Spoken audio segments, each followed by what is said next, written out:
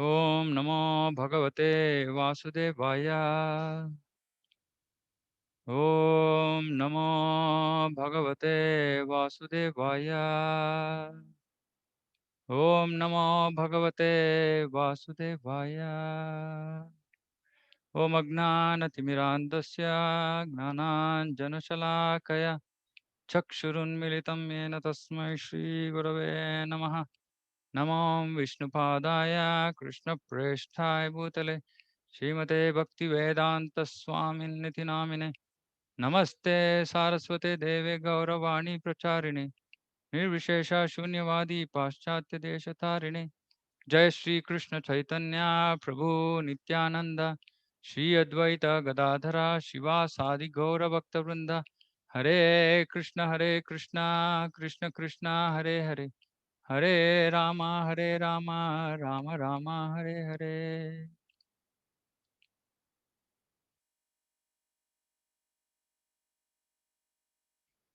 Hare Krishna. Welcome all of you to this seminar on how to improve chanting. I might not be so qualified to talk about this topic, but whatever little experience I've had, I thought of sharing it with all of you. Also, there are other exalted Vaishnavas here. So if I go wrong anywhere, I request all of you to please guide me in the right direction. And I pray for all your mercy and of the Guru and previous Acharyas so that I can present the material matter as it is. Okay, so I'm going to share some slides.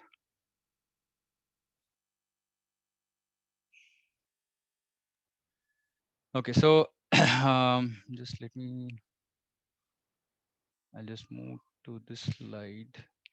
Okay, so before we begin, humble request to all. This seminar was originally designed for offline purposes, and now it's been slightly modified for an online audience.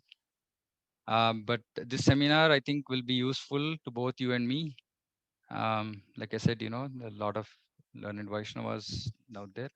So I earnestly request your active participation in the discussion. So some of it will be maybe monologue, but there are various topics on which, if there's a discussion, it will possibly benefit everybody.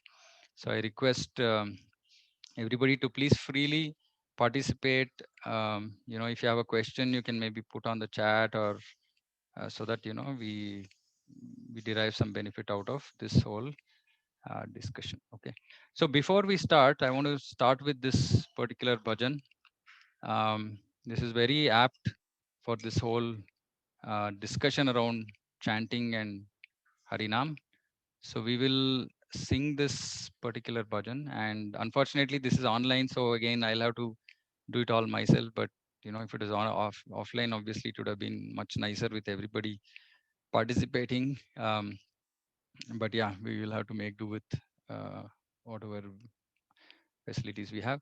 So we'll start with this and progress, and then I'll outline what is this seminar all about, what are we going to cover, what we will possibly cover in the first day, second day, and third day, and so on. Okay.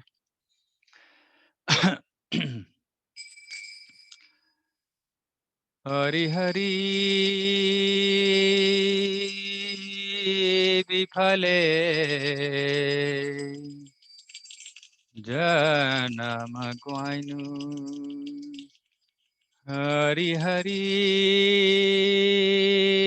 Bifale Janam Guainu. Manusya janma paya Radha Krishna na bhajiya. Manusya janma paya Radha Krishna na bhajiya. Janiya suniya bishakainu. Janiya suniya bishakainu. Golokera prema dhana Hari Nama Sankirtana. गोलोकेर प्रेमाधना Hari नाम संकीर्तना रतिना जन्मी लोके नेताय रतिना जन्मी लोके नेताय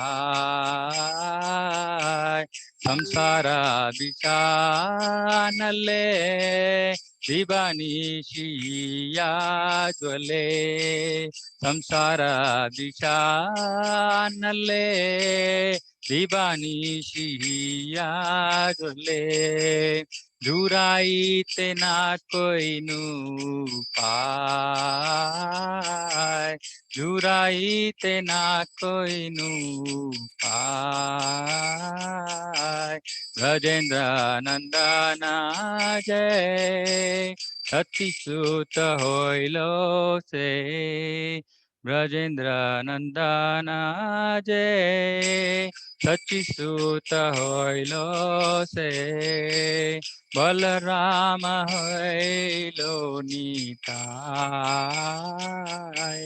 बलराम होइलो निताय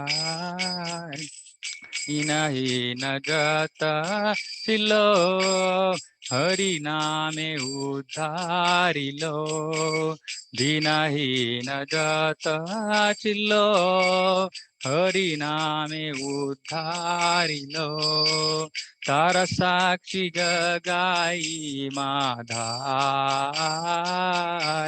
तार साक्षी जगाई माधाय हा हा प्रभु नंद सुत वृषभानु सुत जुता हा हा प्रभु नंद सुत वृषभानु सुत जुता करुणा करो हे बारो करुणा करो हे बारो नरोत्तम दास कय नातेली हो रंग पाय नरोत्तम दास कय नातेली हो रंग पाय तोमा बिना के अचे हमारा तोमा बिना के अचे हमारा Hari Hari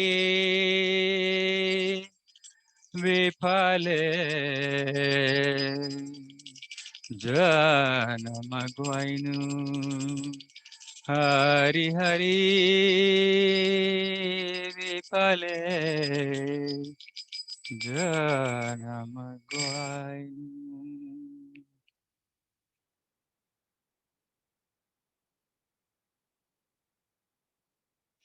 Okay, so can I request somebody to, sorry, just give me a second. Okay, I'll read, Prabhu. Yeah, please. Thank you.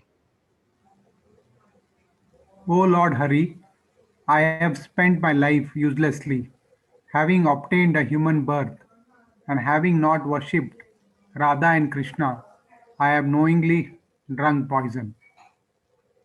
The treasure of divine love in Goloka Vrindavan has descended as the congregational chanting of Lord Hari's holy name.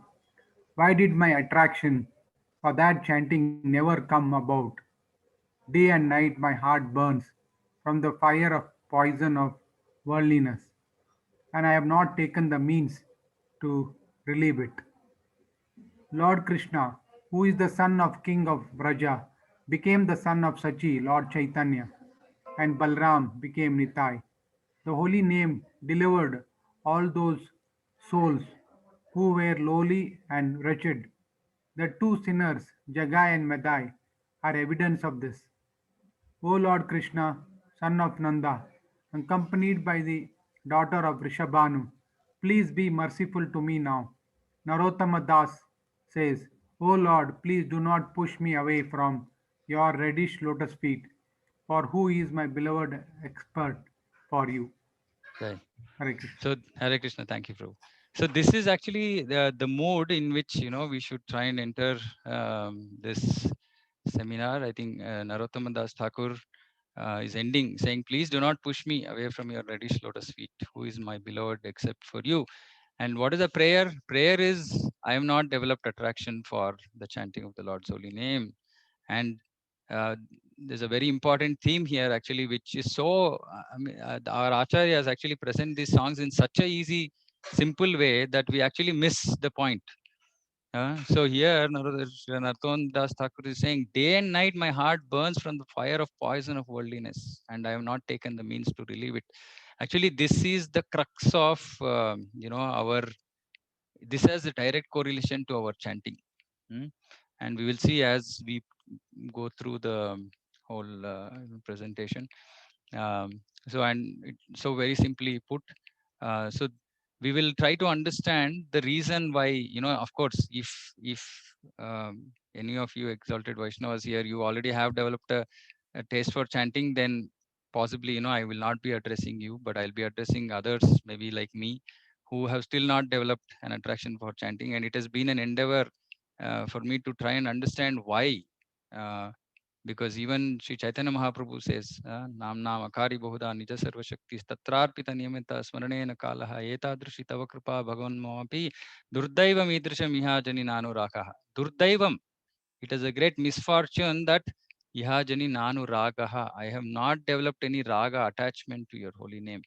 Right. So, and we all know Srila Prabhupada has talked about this multiple times. 99% of our progress in Krishna consciousness in bhakti is based on how we chant Hare Krishna, right? And everything else is just, adding up to the remaining part of our progress. So this is actually the heart of the whole bhakti process, right?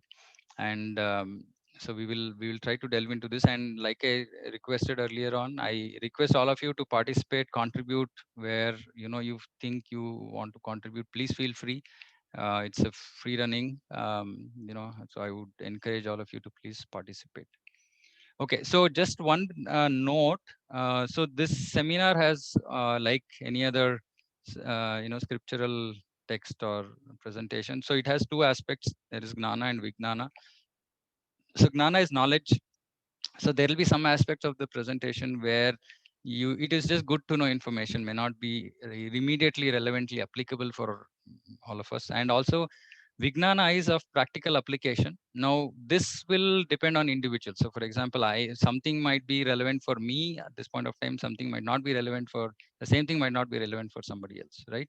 So, yeah, my humble request is that please, we will derive maximum benefit out of this if you can make some notes, right? Because this presentation I put together after, studying a few texts about, this whole topic. So it is definitely not going to be easy to retain all of this in our minds. So if you can make maybe simple notes, whatever mode you prefer, um, because see, eventually our idea is to apply a lot of this in our chanting, right? How we are going to chant, can our chanting tomorrow morning be different from what it was today? And that is the whole aim.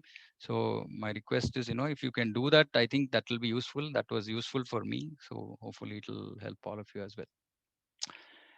Okay, so these are the different topics that we're going to cover over the next 3 sessions. So today, tomorrow, and Wednesday.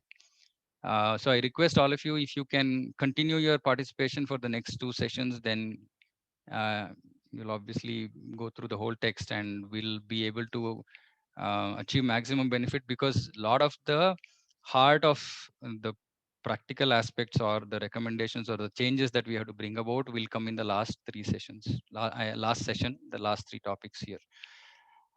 So yeah, like it's outlined here, understanding the nama, different types of chanting, stages of progress. Now, what this means is, obviously, we all know the different stages of bhakti. So we also going to see how we can kind of somehow connect this to chanting and understanding where we stand. Then, of course, the most important part, which is holding us back majorly in our chanting, is our anarthas. So we'll discuss the anarthas. We'll look at ways to overcome anarthas. And then, of course, the actual process itself, right? When we sit to chant, what should we be doing? What should our mood be? And finally, some tips. So, maybe just to set the context, right? Um, it's not just a set of recommendations So as you see, right, the actual things that we need to do when we sit for chanting is only, possibly the last two sections, but um, there's a lot of it which is our mental frame of mind, our attitude, etc. Right? So we will go through all these different topics. So my aim is to maybe, Krishna willing, cover maybe first three topics today, uh, and then the anarthas tomorrow, and then the actual process of chanting in the last day. So let's see how we go about it. Okay, so yeah, so before we start, if there's any question, or anybody wants to set any expectations you had from the seminar, etc., then you can do that now, so that I have time tomorrow and in the third session, and I can possibly make any changes if required. So maybe I can give about 10-15 seconds for anybody if you have any specific views about this agenda, and if you think there's something else that might be important to be included.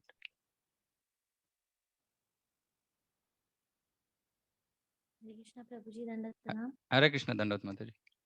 Prabhuji, tomorrow being Ekadashi, could we chant some rounds together? Would that be possible?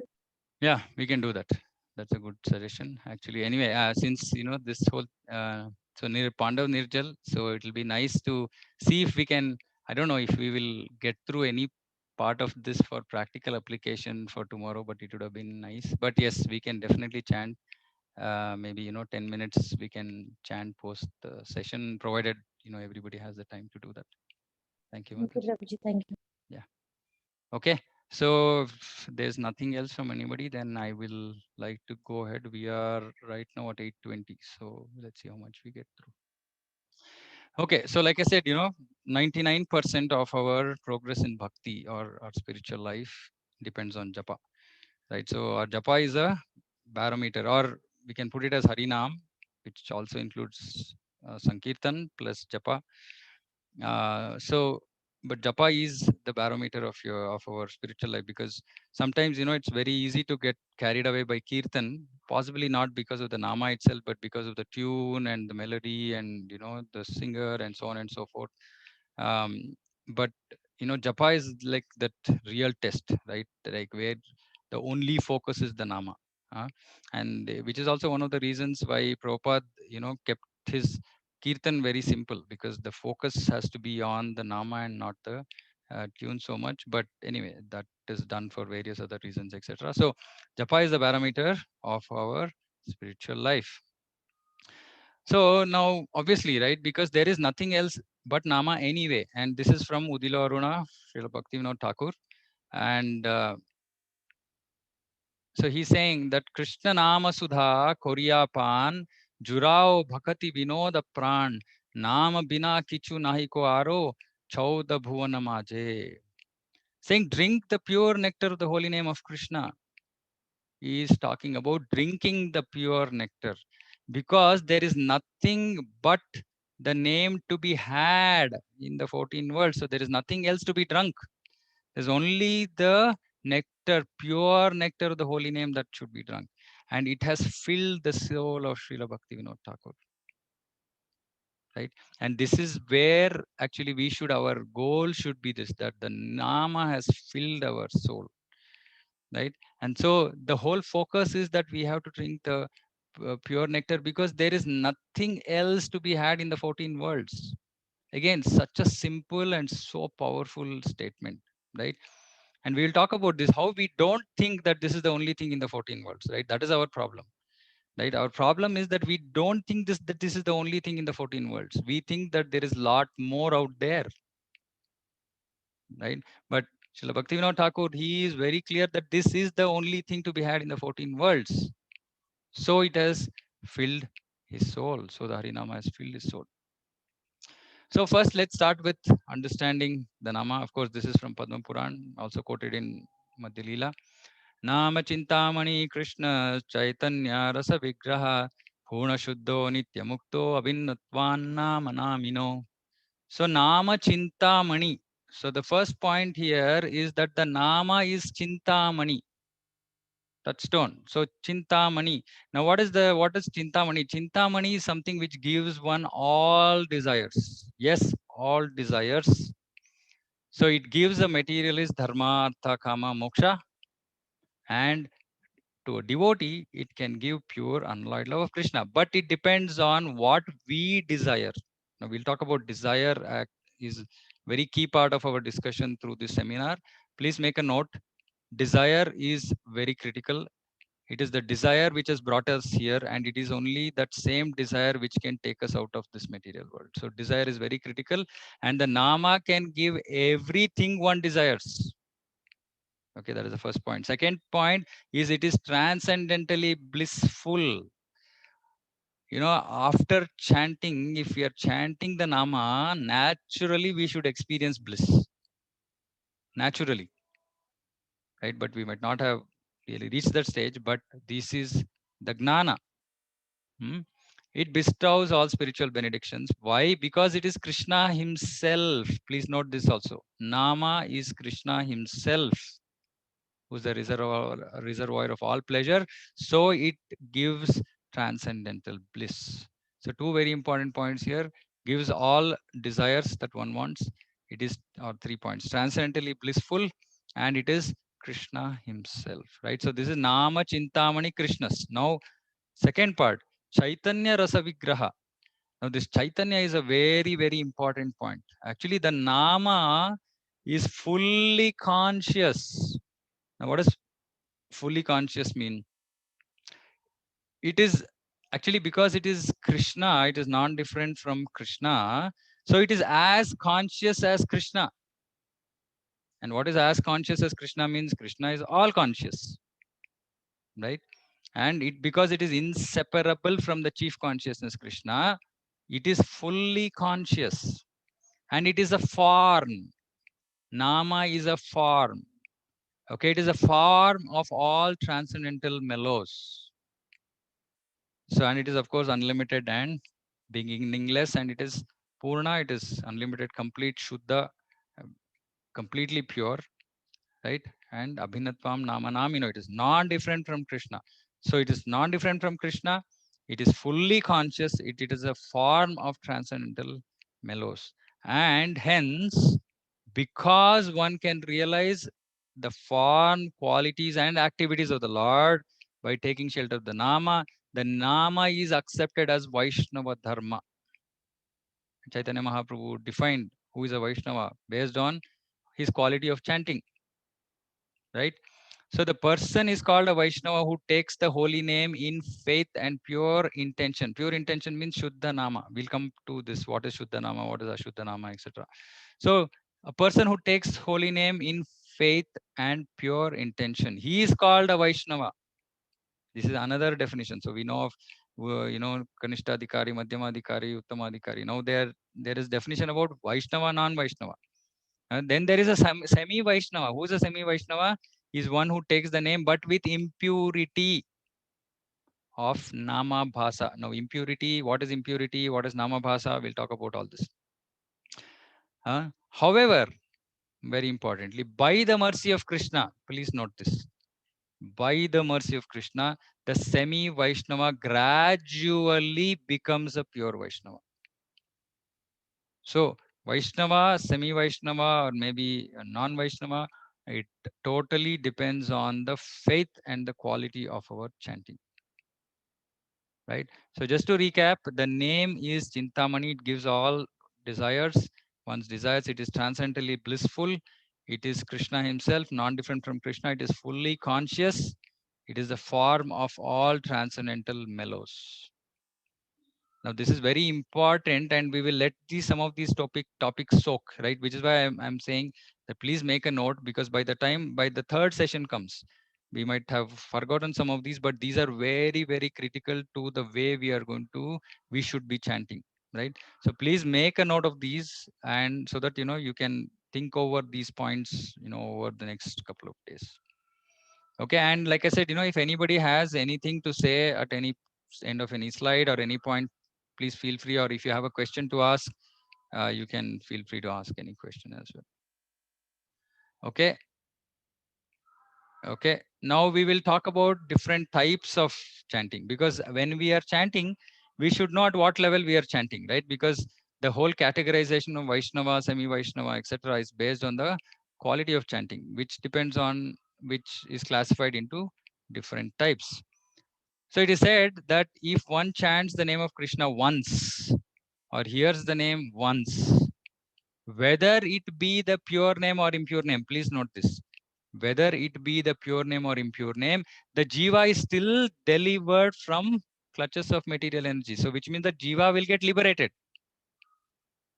Jiva will get liberated. Okay, but the type of deliverance and the speed of deliverance must be noted. Type of deliverance meaning what we will achieve. Speed of deliverance is how fast we will achieve it, right? But it is not an exaggeration when it is said that even once, literally once, whether it be pure name or impure name, jiva is going to be delivered from the clutches of material energy.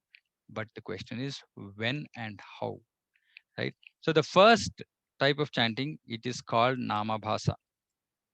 What is nama bhasa? Nama bhasa means if the nama is chanted impurely with anarthas. Now we will define what these anarthas are, because generally we've heard of these terms. Now a lot of these, the material here is based on few books. One is Srila Prabhupada's books. Second is Harinam Chintamani.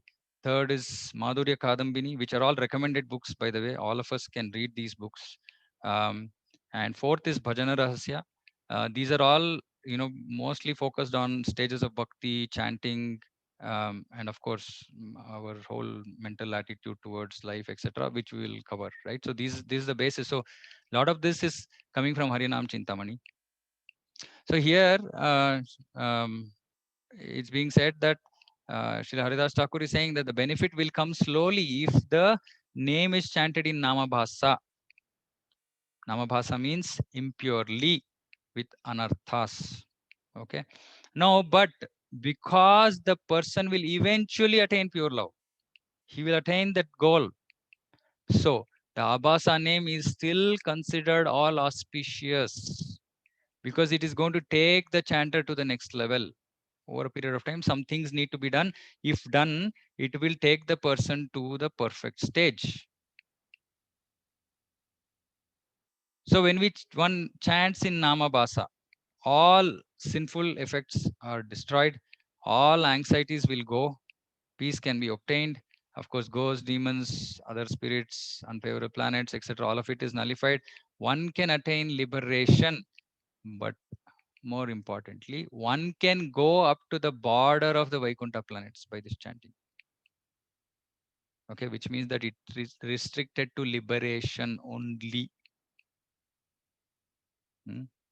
Provided somebody gets stuck in Namabhasa.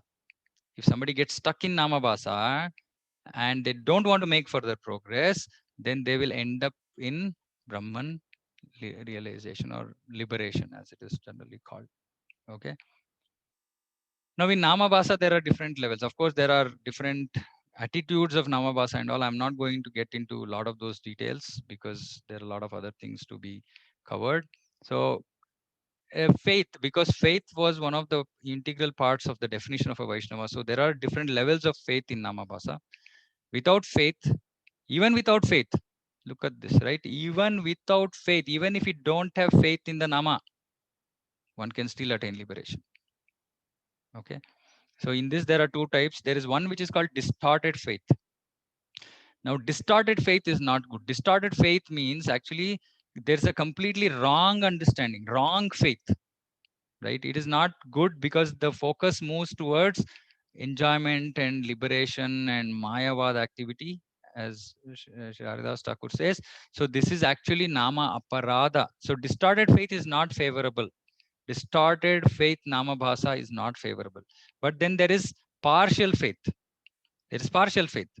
So partial faith is good because it is called Dim Nama Bhasa and it will eventually give us the holy name. It will eventually give us the pure name, right? But these are two types in without faith, but more favorable is with faith. So one should have faith in the holy name. Now, how does one have faith in the holy name? One should hear about the holy name. One should hear about the glories of holy name, right? And understand that, we are that this is all based on Shastra, our Acharyas are giving, and hence be ready to accept it, right? So if we develop faith in the holy name, which means what? So for example, when there are statements like this, if one chants the name of Krishna even once, now, when I heard this first time, I was thinking, how is it possible? Haven't I chanted even once purely? Why am I not liberated? Right. So, but this is all because of, we will talk about this Tattva Vibrama, like little bit lack of clarity about Shastra, about philosophy, right? But we should understand that this is possible. This is possible, right? So this is called Shraddha Nama Bhasa. Now with Shraddha Nama Bhasa, we can achieve liberation. Everything except prema is achieved, which is actually our goal. Right. So either with partial faith or with Shraddha Nama Bhasa, one can achieve liberation. One can go to the border of Vaikuntha planets by this chanting. Okay. Please note, it is impure. It has anarthas, and the benefit will come slowly. And the benefit is still only achieving liberation. Okay. This is called Nama Bhasa. Now, Nama Bhasa is not generally much talked about in ISKCON. We talk about mostly this, right? Now, what is the difference between Nama Aparadha and Nama Bhasa? Nama Aparadha is further away, is still more impurity than Nama Bhasa.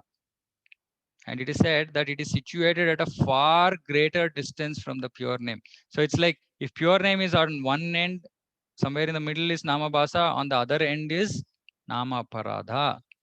So the same impurity is present, but in a lot of impurity in Nama Aparadha. Right, and it is situated at a far greater distance. Now, if any of us had this question saying that I'm chanting for so many days, but I'm not seeing, okay, I made some progress, but not very tangible progress. This is the reason. The greater the distance, which means the greater the impurity, the greater the anarthas we have, the lesser the effect of the nama. We might be chanting sincerely, but we are full of anarthas. You're full of impurities, then the effect will be there, but it will be very less. Very less. This is very important to note because we're going to have a detailed discussion about Nama Aparadha. But please note, if we are not seeing tangible progress even after our chanting, this is the result. Right? And how do we know whether we've achieved tangible progress or not? We will also discuss some of the stages that we should be experiencing as we progress in bhakti. If you're not experiencing those stages, then we can understand that we are stuck in impurity. Such obstruction where chanting gives little or no effect is called aparadha or offense. Okay, I will come back to this in a while. And the third, like I said, the best extreme is Shuddhanama. Now, a devotee moves, like I said, first is Nama Aparadha, then devotee should move to Nama Bhasa, then to Shuddhanama. Now, here Haridas Thakur is saying to overcome Nama Bhasa and to achieve Shuddhanama, one must serve the bona fide Guru with great attention.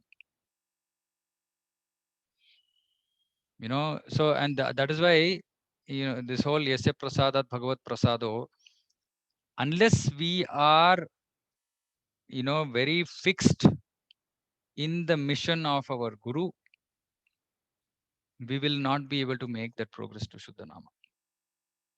So we must serve the bona fide Guru with great attention. Now, when you say bona fide Guru, Vani, Vapu, all of that we know, right? So the Guru himself, when he is there, or his mission, or, right? Or and, both as appropriate. Now, by doing this, which means that by serving the bona fide Guru, what happens? All the anarthas will disappear, and the pure name, endowed with all spiritual potency, pure name already is endowed with all spiritual potency. It will dance on the devotee's tongue. So when Prabhupada says that, devotee chants and then the Nama is dancing on the devotee's tongue, this is in Shuddha Nama, not before. Not before, right? So for which one has to serve the bona fide Guru with great attention. Now, interestingly, at this stage of Shuddha Nama, the Jiva will chant constantly. mad with sweetness of the name. So the madhurya in the nama is experienced by the devotee and he will chant constantly. Now we'll talk about this. We'll talk about this in a bit. And it is said that, while it's good to know all this, because see, when we read the Shastra and we hear such statements, we should get inspired. Wow, okay, can we reach this stage? Right? In the joy, the name will dance, the jiva will dance, treasure of love of God will dance, the whole universe will dance, and Maya will flee. What a beautiful statement, right? There's just dance, dance, dance, at that stage, and Maya will flee. Right? So this is the power of Shuddhanama. This is the power of Shuddhanama. But very importantly, we should understand where we stand. So as we go through the seminar, we will understand where we stand. And we should also make a note of some of these points. Okay, if I'm in Nama Parada, what do I need to do? If I'm in Nama Bhasa, what do I need to do? Of course, if you're in Shuddhanama, I will not be speaking here. You should be speaking. So we should serve, to move from Nama Bhasa, again, we should serve the Guru with great attention. By doing that, anarthas will disappear and the potency of the nama will be actually experienced. Right? So nama bhasa, nama parada, shuddha nama. So these are different types of chanting. Any questions at this point of time? Anybody has any thoughts, questions? Okay. Okay, now what is the meaning of chanting? So I would request some participation here. What is the meaning of chanting? What are we doing in chanting? This is all we've heard this. So I request participation like I requested before. Hare Krishna Prabhu, inviting the Lord. Okay, inviting the Lord. Okay. Yes. Hare Krishna Prabhuji Danvat Pranam. It Dandavat, is Dandavat. crying for the Lord. Crying for the Lord. Yeah. Okay, Hare Krishna. inviting Hare Krishna. It is a prayer to the Lord. Sorry, Mataji, your voice broke. Yeah, it's a prayer to the Lord of Okay. being helpless and praying for help. Praying for help. Okay. Okay, what are we praying for? Hare Krishna Prabhu. Hare Krishna. Okay. Praying Yeah. for the Lord to help us, come out of this material anxiety. Material desires should leave. Okay. Okay. Okay, please go ahead. Yeah. Hare Others? Krishna Prabhu. Hare Krishna Prabhu. Prabhu, I feel connecting with the Lord. Connecting with the Lord. Can you slightly expand it? What does connect mean? Connecting means linking with the Lord, understanding that we are the part and parcel of Okay. Krishna. And like that, linking with the Lord, Prabhuji. What I understand. Okay. Thank you. Hare Krishna Prabhuji, it is a meditation on the name of the holy name of the Lord. Meditation Hare on the Krishna. name of the holy name. Okay. Yes, Prabhu, I'm able to hear you. Hare Krishna Prabhu. Other meaning which Prabhupada mentions is by chanting we are actually requesting Radha and Krishna to serve them. We are requesting for service, isn't it? We're requesting for service. Hare Krishna. Lord, This is Ishwaraya Prabhu. Yes, Prabhu. Yeah, Dandavat Pranam Prabhu. Dandavat, Prabhu, as Prabhupada said, our process is a very peculiar process because we are realizing God by hearing, chanting, and remembering. It is a very peculiar and which nobody can able to see God. We are seeing God by chanting and hearing. Okay. Because we can't see, we are seeing by chanting and hearing. Okay. If anybody else wants to add anything. Hare Krishna Prabhu, pleasing God by chanting his name. Very nice. Okay, pleasing the Lord. Pleasing the Lord. Okay. All of these are correct in various ways. So there's a particular line of discussion I want to take this. So 1 second.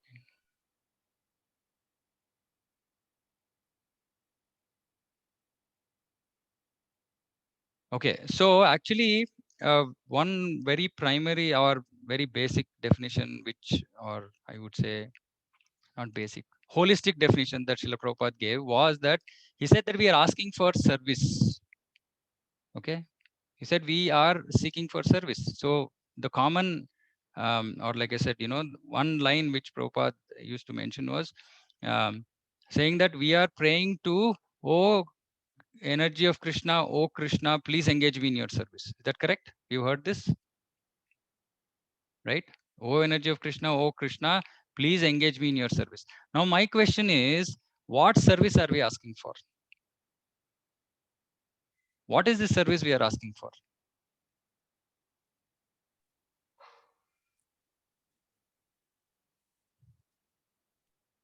Any thoughts?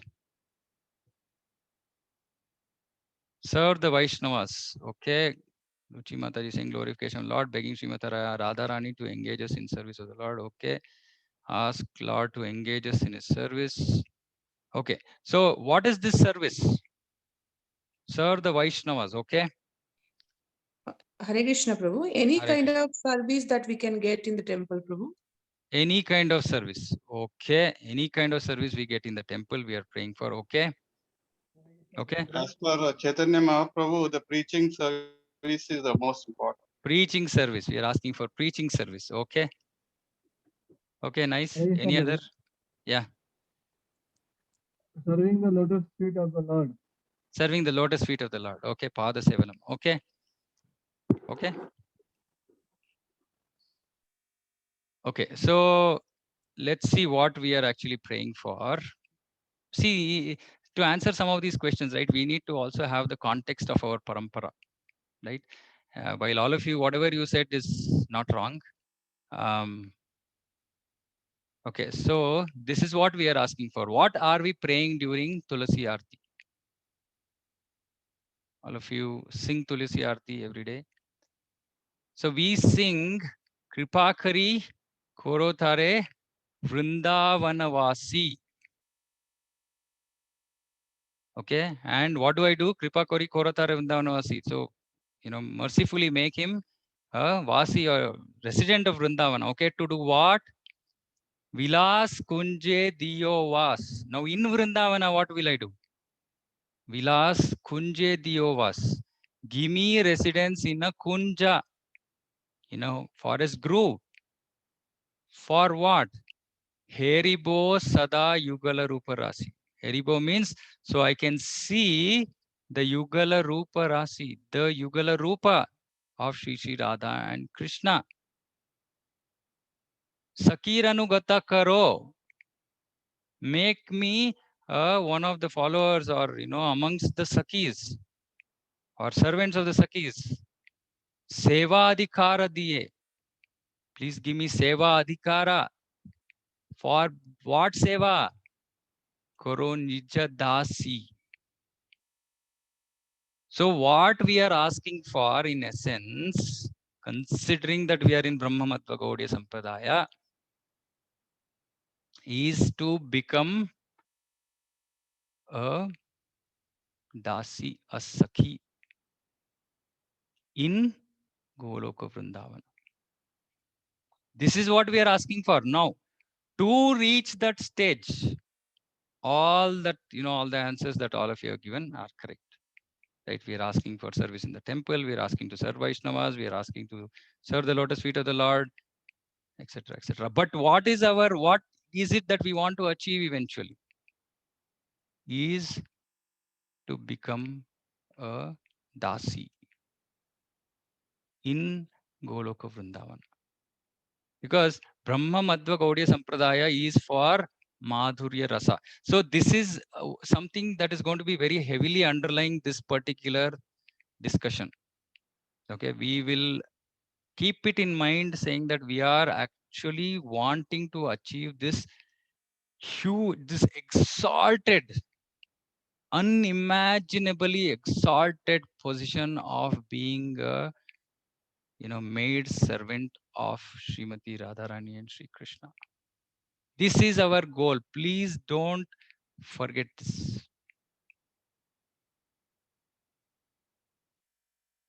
So how exalted is this goal? Right? How many? I mean, whole of Bhagavatam, whole of Bhagavatam. Who are the devotees in this stage? Okay, what is the bhava? What is the mood or mellow of service of Pandavas, for example? Right, Pandavas are such exalted devotees. What is their mood? How are they classified as per Bhakti Rasamrita Sindhu? Rupa Goswami classifies these devotees. What is it? What are they? What classification are they falling in? Anybody knows? Prema bhava. Prema. Okay. No, Sakya. Dasya Ras. Huh? Sakya. Sakya. Okay, Sakya. Now Dasya Ras. Dasya Ras. Dasya. Okay, Dasya Ras. Sakya Ras. Okay, maybe I don't know. Maybe it's a good again. Like I said, I don't know if you keep getting. How many of us understand clearly this distinction between Vaidhi and Raganuga? Vaidhi. There are two types of bhakti, right? We are all aware. There is Vaidhi bhakti and there is Raganuga bhakti, because this is slightly required. Yes, Prabhuji. Okay, so can somebody who knows, Yes, please I know, say? Prabhuji. Yeah, please So go ahead. Vaidinidhi and Raganuga Bhakti are Vaidinidhi, we need to perform observe the rules. We need to have discipline, and it's basically in the mood of Lakshmi Vishnu. Raganuga Bhakti is like it is little bit in a higher stage, like friendly, and the gopis went in that mood. So Okay. that's the difference. The devotional, spontaneous devotional service, and one is a regulated devotional service. Okay, so that's correct. So Vaidhi bhakti based on Vidhi. It means rules and regulations of Shastra. Now, and Raganuga technically is somebody who wants to follow in the footsteps of a Ragatmika Bhakta. A Ragatmika Bhakta is a Vrindavanavasi. So I'm not going into too many details here. I'm just leaving it at this. Raganuga is following a Ragatmika Bhakta, following or in the footsteps, not imitating it, footsteps of a Ragatmika Bhakta who is a Vrindavanavasi. Okay. Now, the distinction between these two, the big difference between these two is one is rule driven, the other is spontaneous, based on love.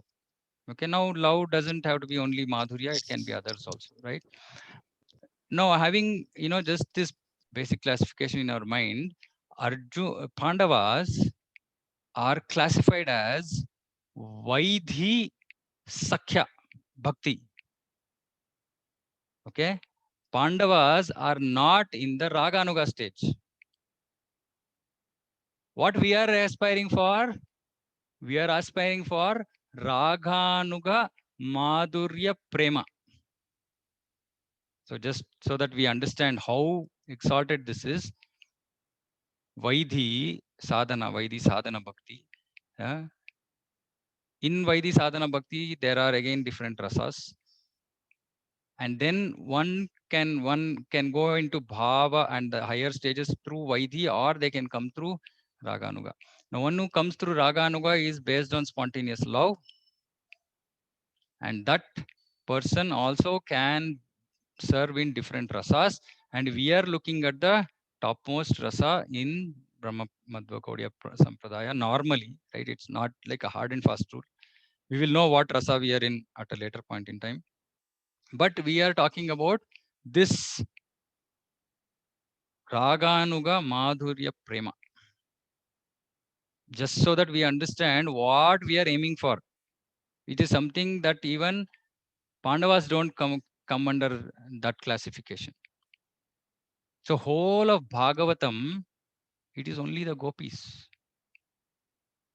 Okay, even Uddhava, who's such a great devotee, he wants to become a clump of grass. Why? So that these gopis can walk over him. This is what we are aiming for. We have to really digest this fact that I am not going behind some ordinary goal, right? I mean, if say I'm a mountain climber or whatever, and I'm climbing some nearby hill, okay, that's fine. Maybe 1 or 2 practices I go and, I know, okay, I assess, figure out modify, do some, sadhana, and then go back and maybe achieve it. But if that same thing, if I have to climb a Mount Everest, how much more endeavor I need to put, how much more effort I need to put, how much meticulous I have to be, how much disciplined I have to be. And it is all that is required to achieve this exalted goal. So it is absolutely not a joke, right?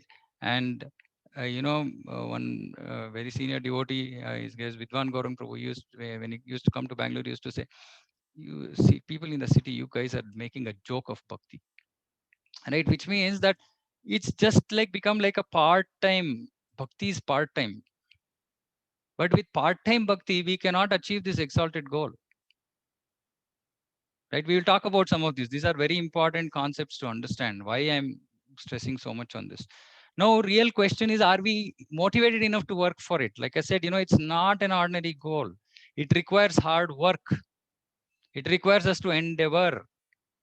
Are we prepared to endeavor for it? Okay. Now, I will try and go through. Okay, we have just 5 minutes. Now, so the following few slides is going to outline how we are going to go to that stage, or what all we should experience along the way before we achieve this. Okay. Any questions so far? This is very, very important to, this whole seminar is based on this concept, or this, this thought of what we are trying to achieve, because it is so exalted. It requires us to put effort. It will not come by easily. Prabhuji, I have a question. Yes, Mataji. Prabhuji, to put effort, I should have the desire, but I don't have the desire. We will answer that. Okay. We will answer that. Hopefully, what the intention is, by the end of the next 4 slides, I'm hoping that you will develop some desire. Okay. Prabhuji. Let's see if that happens. Okay. Anybody else? Hare Krishna, Prabhu. Yes. I have one question. Prabhu, you said that our ultimate aim is to become a servant in the Radha Krishna pastime. You mentioned about Tulasi Arati thing also. When we are praying this one, actually we do not know what is our rasa. You said that maybe after yes. some years after we will come to know. But we are praying this. Yes. Without understanding this one, don't you think so? It's a contradicting because I do not know what is my rasa or my relationship with Radha Krishna, but we are aspiring to become a topmost position. Yes, relevant question, right? So, which is why I see it is important to understand. Though in Chaitanya Mahaprabhu's Leela, now obviously there were like Srivas Thakur was, worshipper of, is Narada, right? So Vishnu.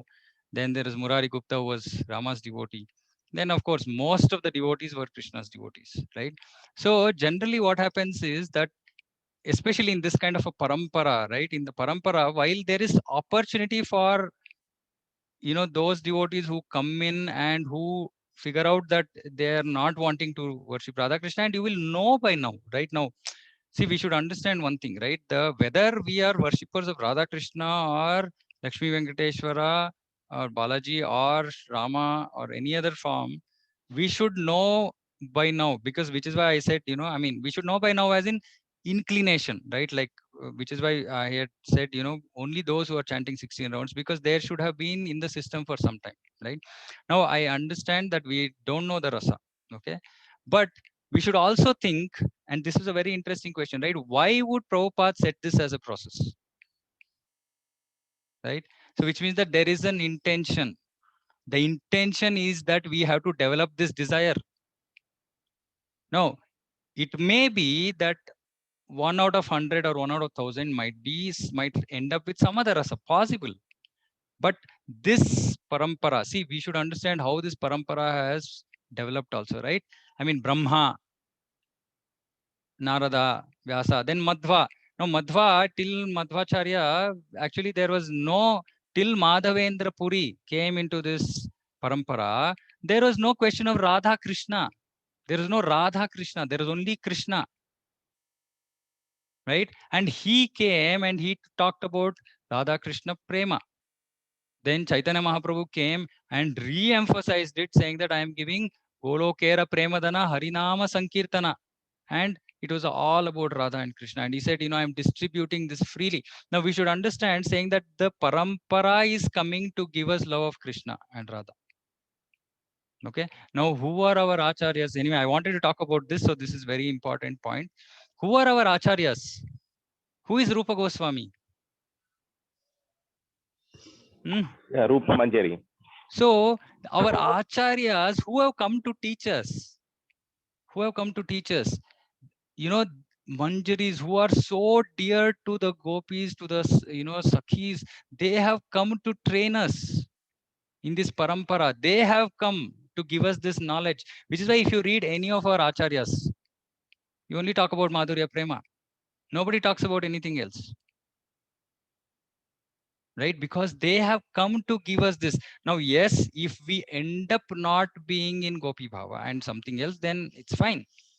But it is possibly, I mean, from whatever my understanding of how this whole Shastra has been given, it looks like it's going to be more of an exception than the rule. Right? But yes, theoretically, the Siddha Deha will be revealed later. We don't know. But there are other things. So let's go through the next few slides and see if some of this gets answered. Otherwise, we can park it because, yeah, this is the extent of my realization or my knowledge that I can speak about this topic. Okay, so now, unfortunately, we are at 9 o'clock. So what should we do? Should we stop? Or do we have maybe 10, 15 minutes more? We can complete this slide, Prabhu. This slide is over now. Okay. Now the next slide is our progress of chanting. Okay.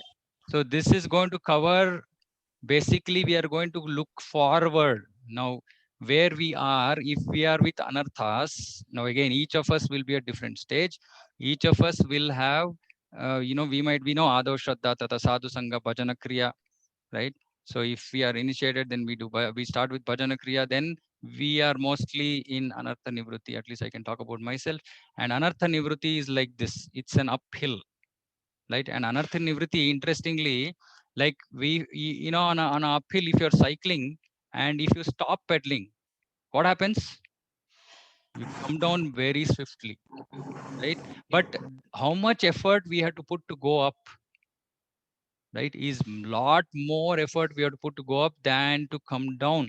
So unfortunately, this Anartha Nivrutti is that kind of a stage where if we don't have this kind of a disciplined, very military kind of, you know, sadhana, we will be very easily going up, slipping, going up, slipping, going up, slipping, right? Now, I'm saying we understand where we are, we understand where the challenges are. I am wanting to look forward here with the intention of saying, can we get that inspiration? Like Nandapriya Mataji was saying, I don't have the desire. Now, because everything is about desire.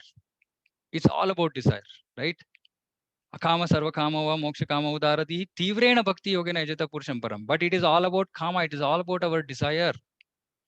If we don't have the desire, all of this will look like, you know, out of the world.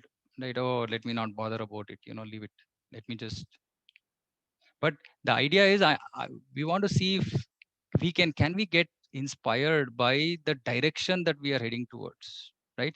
So this will talk about, there is one slide each on Nishta, Ruchi, Asakti, Bhava, and Prema.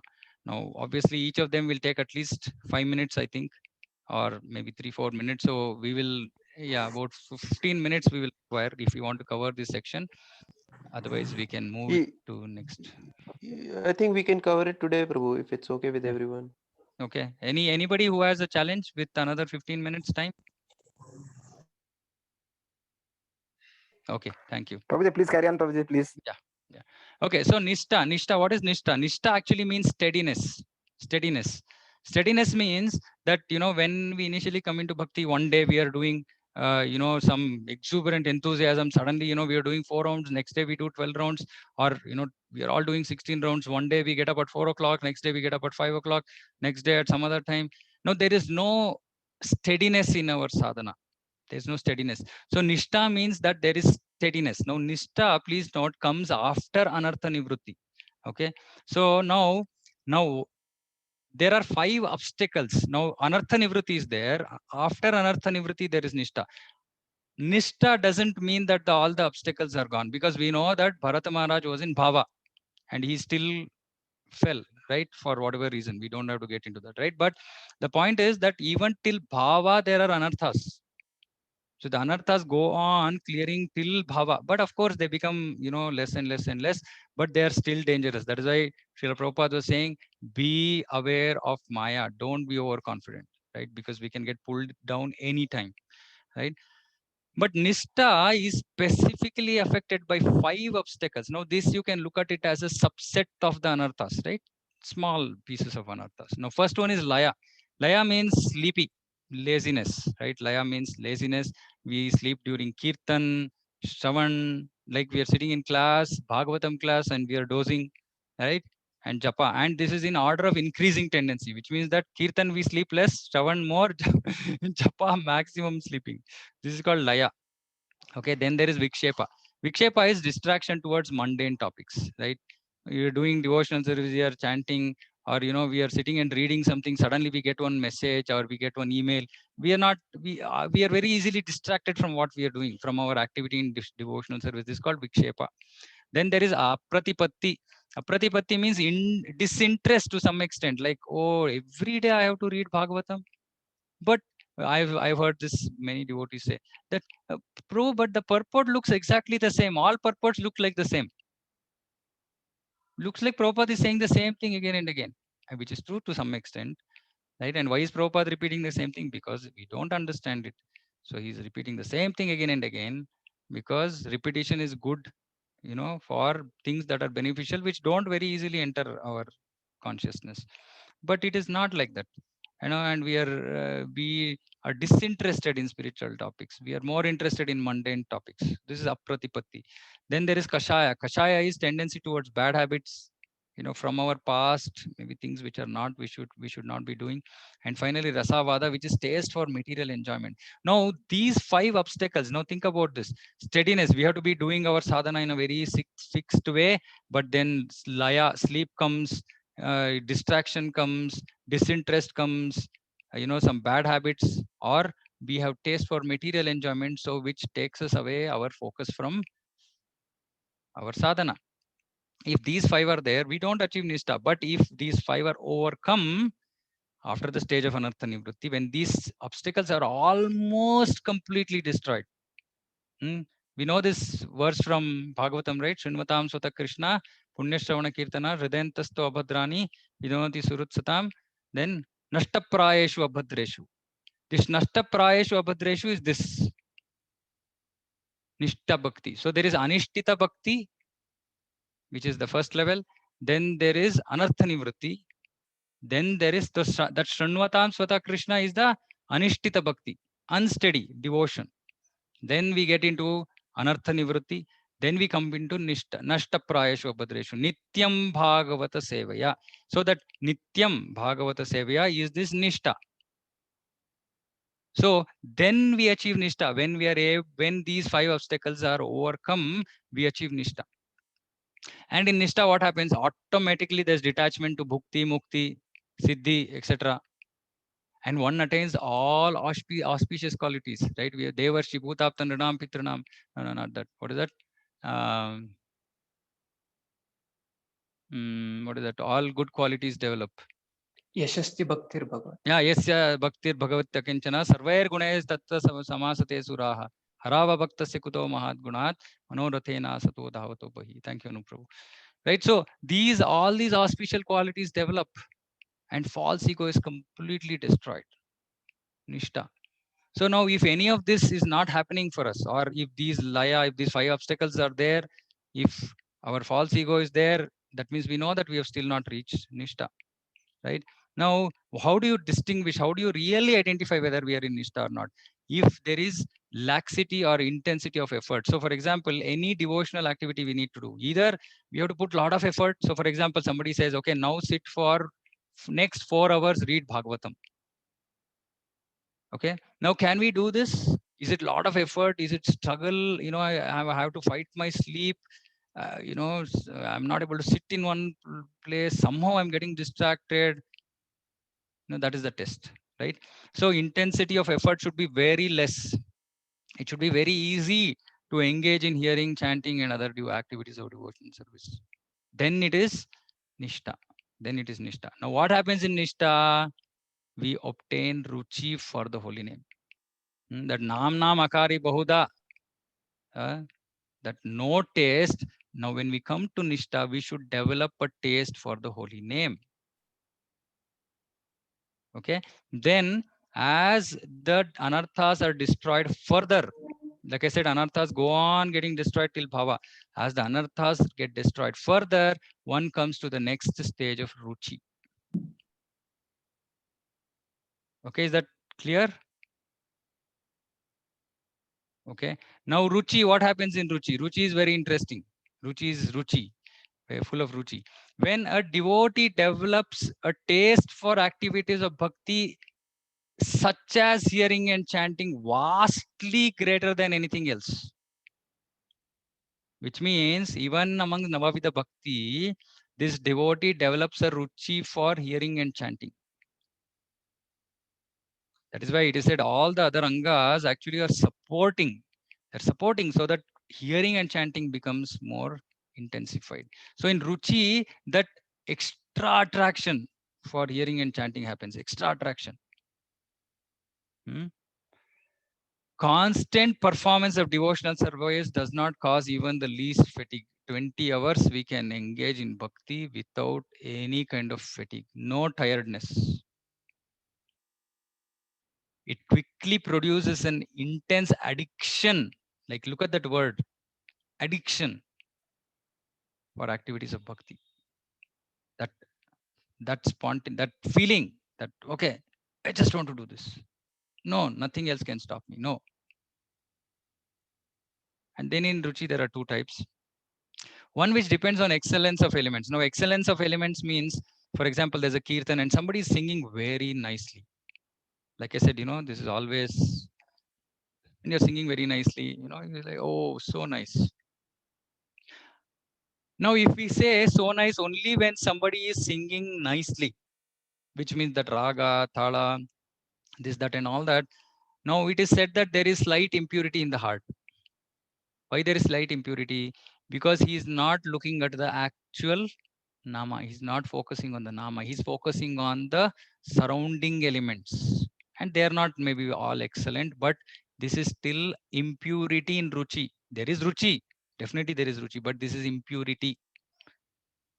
Pure one is where it doesn't depend on any excellence of element. It doesn't matter how somebody is singing or whatever, but the person just becomes joyful on hearing kirtan, for example. Then it is said that there is no impurity in his ruchi. Okay. He will start to experience unimaginable bliss. Now, unimaginable, obviously, I can't define what it is, but it is unimaginable bliss. So, which means that at this stage, a devotee actually starts experiencing bliss. Now, when we look at all this, where are material problems? Where are material anxieties? They're not talking about any of this here because that is all gone. That is gone previously only, right? In Nishtha only, practically all this material attachment, desires, anxiety, this, that, every, because false ego is gone. So we don't associate with ourselves with the body. So we'll talk about this later, right? This is a very important aspect in the whole discussion. But it is all gone. Now it's only bliss. It's all ananda. Now it's getting thicker and thicker. Intensity is increasing. Nandapriya Mataji, please note. Yes, Prabhuji. Okay, next we go into Asakti. Now, Asakti is even unimaginable. Taste for doing bhajana reaches extreme depth. Krishna becomes the very object of one's devotional service. Now, there is a difference between Ruchi and Asakti. Ruchi means that the focus is on devotional activity. Okay, I have to do chanting, I have to do reading, I have to do, flower garland. Now, the focus is on the devotional activity. But in Asakti, the focus is on the Lord. Which means that even if I'm talking about reading, the focus is, okay, I'm going to read about Krishna. So the focus is on the Lord, not on the devotional activity itself. So which means that this has gone even deeper, more closer to Krishna. Ruchi is immature stage of attachment. Asakti is mature stage. Now, this I didn't understand, but I just made a note. Asakti polishes the mirror of the heart to such a state that the reflection of the Lord suddenly seems to be almost visible there. Now, I didn't completely understand this, so I'm not going to talk about it, but I put it because it was there in the text. Okay. Absorption of the mind on the Lord is automatic. Now, look at this. In Nishtha and Ruchi, we know this, we experience this, right? Even in Anartha Nivritti. What happens? Mind quickly, suddenly withdraws itself from topics of the Lord. So, which means that we are chanting, suddenly it withdraws itself and it fixes on material affairs, isn't it? Suddenly, chatting, suddenly some topic comes, we jump off the Lord, right? And we're thinking about some material affairs. What happens in Asakti? The reverse happens. You know, when I read this, I was like, you know, from material topics, we get switched off spontaneously into the topic of the Lord. That means that when you're hearing something, suddenly you connect it with something connected to the Lord that you heard in Bhagavatam, or that means that the Lord is in the back of our mind continuously, and when anything that we hear which is even connected to this material world, we immediately connect it to the Lord, right? And it happens spontaneously, like without thinking. And all anarthas are freed, and in asakti siddha deha, or not all, actually freed from anarthas, siddha deha is revealed. So this is when we actually come to know in asakti where need to chant becomes wants to chant. Okay, need to chant becomes wants to chant. Yeah, also.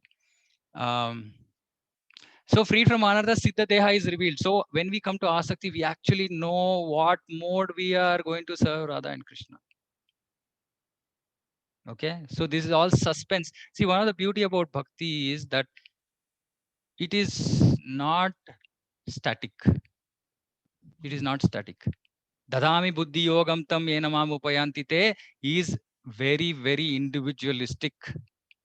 Of course, Guru is there. Guru Maharaj will guide us in what path we have to take, how we have to take, etc. But it is so dynamic and so beautiful that we can experience some things that we have not experienced in this material world so far. Okay. In the interest of time, I'm moving ahead. Bhava. Now, Bhava is also called Rati. When Asakti achieves utmost maturity, it's called Rati or Bhava. At Bhava, now please, we are getting into serious business here. One is entering into Shuddha Sattva platform. Okay. Now, Sandhini, Samvit, and Ladini are just starting to manifest.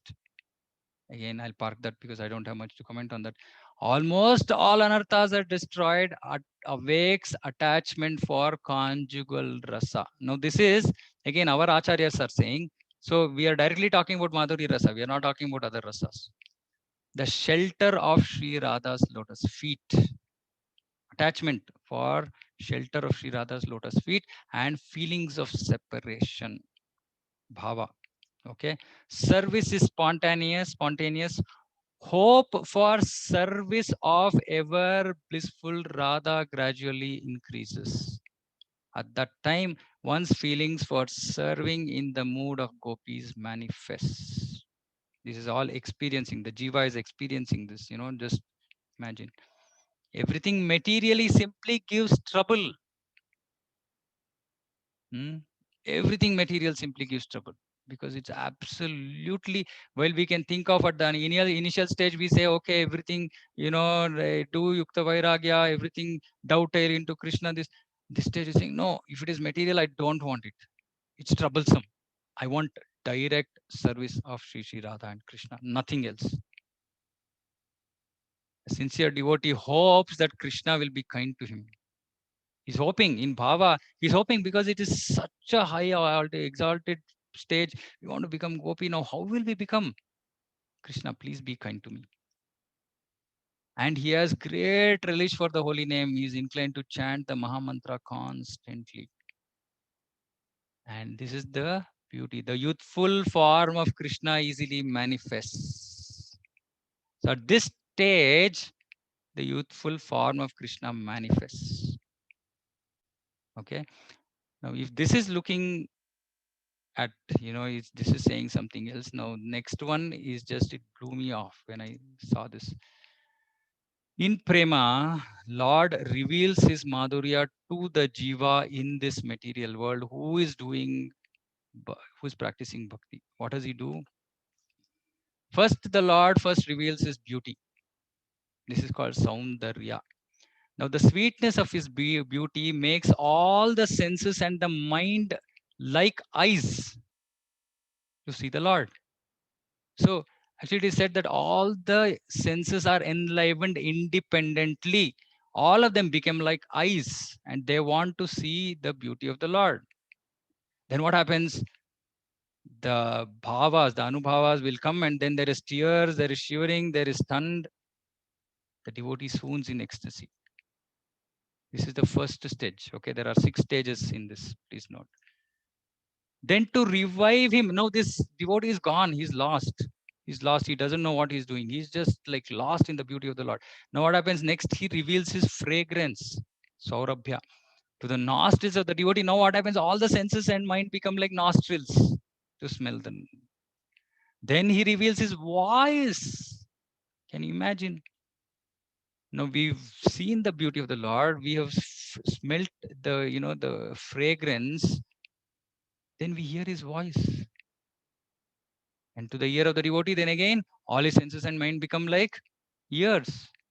Then he gives the touch. If you remember Prahlad Maharaj, 7th canto, he talked, there's a talk about that Prahlad Maharaj is feeling the touch of the Lord. This is that stage. Touch of this lotus feet, hands, etc. Now this depends on the mood, on the bhava, on the rasa. Okay, so for example, for Dasya, it is lotus feet to their heads. For Sakya, he grasps their hands. For Madhurya, he embraces them, and so on. Okay, now this is very personalized based on the rasa. But this is the 4th aspect the Lord has revealed: beauty, fragrance, voice, touch. Then he gives the taste of the nectar of his lips, and this is only to Madhurya Rasa devotees. Okay, and finally, now the devotee is lost. Now he has to recover the devotee. Now what he does, he gives his audharya, his generosity. And in that generosity, all the above qualities manifest at once. Now till now, it was stage by stage. First I was experiencing beauty, all the senses, mind became engaged in seeing the beauty of the Lord. The next fragrance. Now what happens?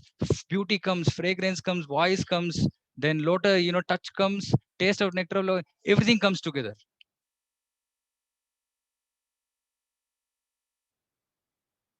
Isn't this achintya?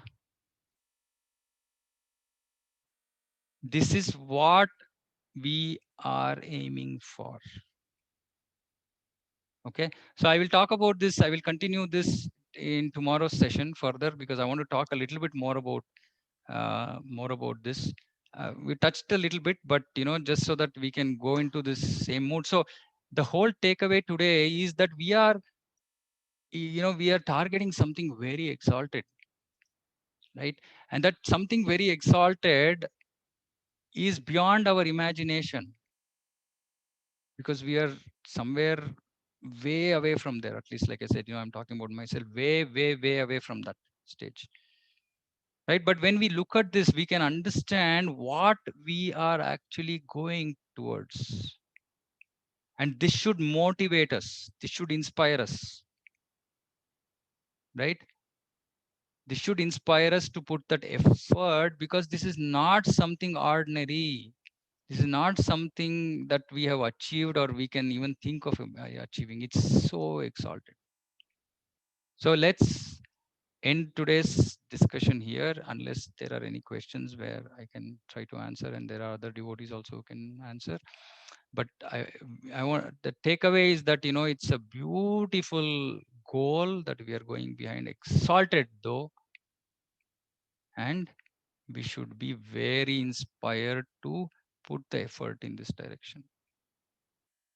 Okay, I'll stop here and open to any questions, input, suggestions. Was it okay? Was it, anything else you want us to include, remove, etc.? Please let me know. Hare Krishna Prabhu. Sorry, I have one question. Prabhu, you talked about the hearing and hearing the japa. Just I would like to understand about the hearing. Some devotees have a more interest towards hearing the Bhagavatam than the chanting, because hearing the Bhagavatam has got a lot of vagueness. Whereas though both are absolute sense, both are same. Especially for me, even if you ask me to hear Bhagavatam for next 4 hours, I can do, but the japa is a bit difficult for me. So how do we understand that? Then we have not reached the Nishtha at all. I'm not talking about me. Generally, I'm asking actually. So see, this whole thing, like I said, why do we read Bhagavatam? We read Bhagavatam because we want to actually come to the conclusion. So somebody, other sampradaya, one acharya from some other sampradaya, I'd seen this message recently saying that Srila Prabhupada has very successfully implemented the essence of Bhagavatam, which is chanting the holy name of the Lord, right? So essence of Bhagavatam is chanting. See, because all these other activities are actually only enabling. Of course, see, we will talk about this. We will talk about this in possibly tomorrow or day after session.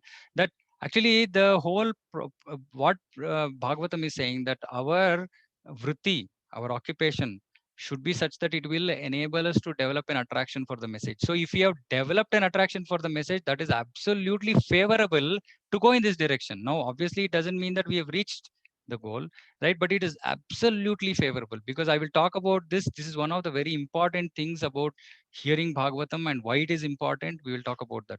So, but the crux is chanting Harinam.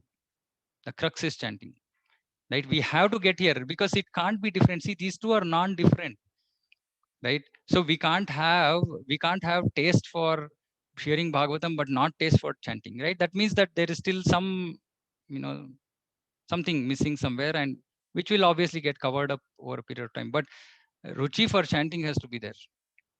Ruchi for Bhagavatam is also important, but ruchi for chanting is also important. Yeah, thank you, Prabhu. Probably, maybe we have not understood or we have not realized the meaning of Krishna, or that Bhava, that Ruchi stage we have not achieved. Whereas Bhagavatam it has got a lot of vagueness, so definitely, naturally it inclines towards reading that. However, maybe we may not understand the Krishna's name. So for example, right, Chaitanya Mahaprabhu was hearing the same pastime. Dhruva Maharaj, Prahlad Maharaj. Dhruva Maharaj, Prahlad Maharaj. See, if we should understand one thing. If we are hearing Bhagavatam for variegatedness versus we are hearing Bhagavatam for the essence of Bhagavatam, which means that if I have to read the same pastime, same page, same detail every day, I should be happy to do that. Right? Because variety means that again, we are looking for something. We are looking for something. This happens, like, for example, initially, first time we read Bhagavatam, then we are, very eager. Okay, what more is there? What else is there? This is there, that is there. Okay. And then we come to second and third canto and we're like, oh my God, so much of philosophy, Baba. Then we want to go into, okay, rasa, next third canto, then again some pastime start. See, the whole idea is, that is why, like Parikshit Maharaj, Shukadev Goswami also says, right? Like, and Prabhupada says that actually these are not different, but of course Prabhupada also says that one who is actually advanced will be more inclined towards, he's not inclined towards, this Virat Rupa and all this, right? He's more inclined towards Lord's activities in Vrindavan, etc. So there's definitely a gradation in that hearing process as well, but it can't be that it is there, but it is not there for the Nama. So that is why I'm saying this eagerness to hear Bhagavatam will eventually give us that.